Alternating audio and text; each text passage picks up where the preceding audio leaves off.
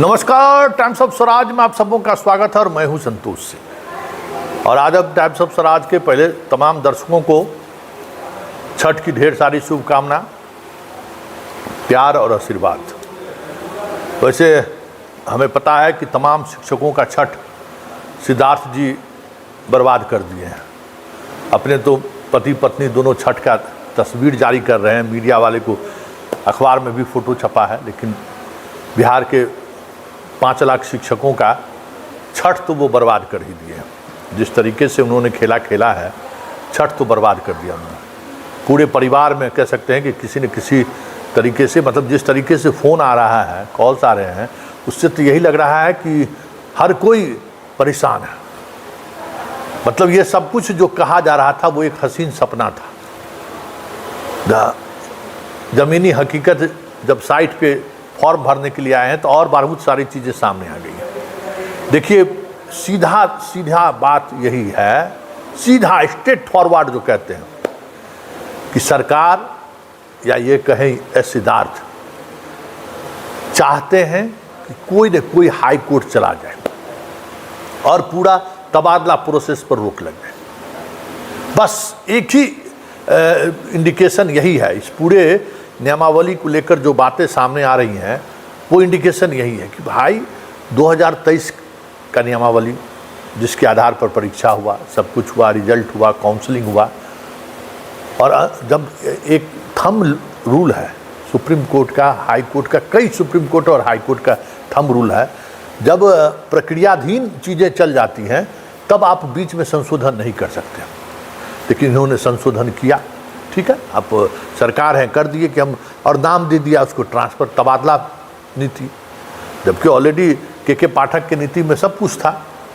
तो आप दे दिए तबादला नीति, और इसमें बीपीएससी और नियमित शिक्षक को भी ये लोग जोड़ दिए। तब क्या हुआ, खेला, जोड़ तो दिए। तो इन्होंने जो राज्यपाल के माध्यम से जो गजट पब्लिश किया, उस गजट से कई ऐसी चीज़ें इनके नोटिफिकेशन में अलग दिखा। जैसे गजट में क्या था, आप अपने ये देख लीजिए, गौर से देख लीजिए, जो आपके स्क्रीन पर दिखा रहे हैं, उसमें सीधा लिखा हुआ है अपने अनुमंडल से बाहर और आपके जिला के पड़ोस में आपकी पोस्टिंग होगी। यही था नियम। जब जनाब नोटिफिकेशन निकाले उस नियमावली के आधार पर, तो उसमें जोड़ दिए 10 अनुमंडल।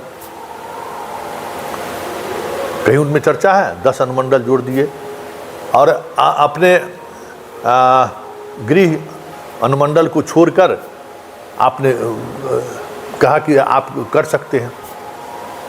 और अब जब फॉर्म निकाले हैं तो वहाँ आपने शर्त लगा रखी है कि भाई अपने गृह अनुमंडल में भी नहीं होगा, जहाँ पोस्टेड हैं वहाँ भी नहीं होगा, और आपके पत्नी ससुराल जहाँ है उस अनुमंडल में भी नहीं होगा। तो ठीक नियमावली की विपरीत चीज़ें चल रही हैं ना। ये राइट आपको नहीं है ना। आप राज्यपाल के माध्यम से जो गजट होकर, जो अधिसूचित होकर जो नियमावली सामने आया, उस नियमावली के इतर आप कोई फैसला ले ही नहीं सकते। और आप फैसला ले रहे हैं मतलब वो आप कानून को अपने हाथ में ले रहे हैं, मतलब कानून से अपने आप को ऊपर समझ रहे हैं। भले ही आप इस अधिसूचना को लेकर जो प्रोसेस है, आपने कैबिनेट तक ये बातें नहीं ले गए, मुख्यमंत्री से सहमति लेकर आपने राज्यपाल के माध्यम से आपने गजट कर दिया, ठीक है, वो प्रक्रिया कितना सही है कितना गलत है ये अलग बात है। लेकिन जब गजट हो गया, उस गजट के आधार पर आपने जो नोटिफिकेशन जारी किया उसमें भी अलग बात आई सामने। नोटिफिकेशन के बाद आपने जो पोर्टल पर जो बातें रखी हैं जिसमें शिक्षकों को अप्लाई करना है ट्रांसफ़र को लेकर, वहाँ तीसरी बात आ गई। तो ये जो कंट्राडिक्शन है ना, मतलब जो आपने गजट के माध्यम से जो आपने नियमावली बनाई वो, फिर नोटिफिकेशन में उससे कुछ अलग, फिर अपॉइंटमेंट मतलब नियुक्ति प्रक्रिया में कुछ और। तो ये सारा कुछ यही संकेत दे रहा है कि सिद्धार्थ चाहते हैं कि कोई न कोई इस मामले को लेकर हाई कोर्ट चला जाए, और हाई कोर्ट चला जाए मामला स्टे लग जाएगा। लेकिन उसके पीछे भी एक राज है, ज़रा उस राज को आप समझ लीजिए। राज ये है कि जो इनका टारगेट ऑडियंस है, इसको इस तरीके से समझिए। टारगेट ऑडियंस मतलब टारगेट जिस शिक्षक को पटना लाना है वो है बीपीएससी के ऐसे शिक्षक जो हम बार बार कहते हैं ना, महिला जो मंत्री का पीएस टीएस इधर उधर बहुत सारे लोग हैं जिनको पटना में लाने की जो कोशिश हो रही है, क्योंकि बीपीएससी कहेगा भाई सक्षमता वाले गए हैं हाई कोर्ट, बीपीएससी वाले तो गए नहीं हैं, और बीपीएससी वाले को नियम से ऐतराज होगा तब ना वो जाएंगे भी, लेकिन क्योंकि उनको तो स्वैच्छिक तबादला का ऑप्शन है। मान लीजिए हमें पसंद नहीं है तो हम अप्लाई नहीं करेंगे, नो लिख देंगे। तो फिर वहाँ जो 2-3 हज़ार जो है जिसके लिए ये सारा खेल रचा गया, एकदम मतलब रावण वध का जो रचा गया था ना, ठीक उसी तरीके से ये रचा गया है। खेल जो रचा गया उसको हम जो मेरा टारगेट ऑडियंस जो है उसको हम जो अपने पास लाए, बस उसको चुपचाप कर देना है। हाई कोर्ट सुप्रीम कोर्ट अपना चलता रहे, इन शिक्षकों को विशेष शिक्षक नहीं बनाना है, अपना लड़ते रहे। नीतीश बाबू पूछेंगे तो कह देंगे कि ये लोग कोर्ट चला गया। आप देखिए अनुमंडल से बाहर हम पोस्टिंग कर रहे हैं तो उसके लिए भी तैयार नहीं है। लेकिन अब नेताजी लोग के पास तो गजट होगा ना, नेताजी लोगों के पास नोटिफिकेशन होगा ना, नेताजी लोगों के पास जैसो अब अप्लाई करने वाला फॉर्म भी पहुंचाइए।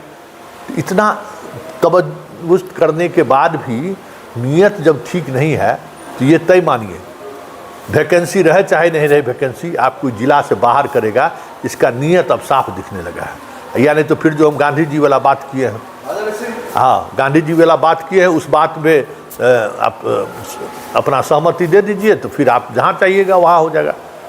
ससुरालों वाला अनुमंडल में हो जाएगा, अपना अनुमंडल में भी हो जाएगा, चिंता मत करिए। कौन चेक करता है? आपकी पोस्टिंग हो जाएगी तो कौन चेक करेगा इनको अपना अनुमंडल में हुआ कि किसने अनुमंडल में हुआ?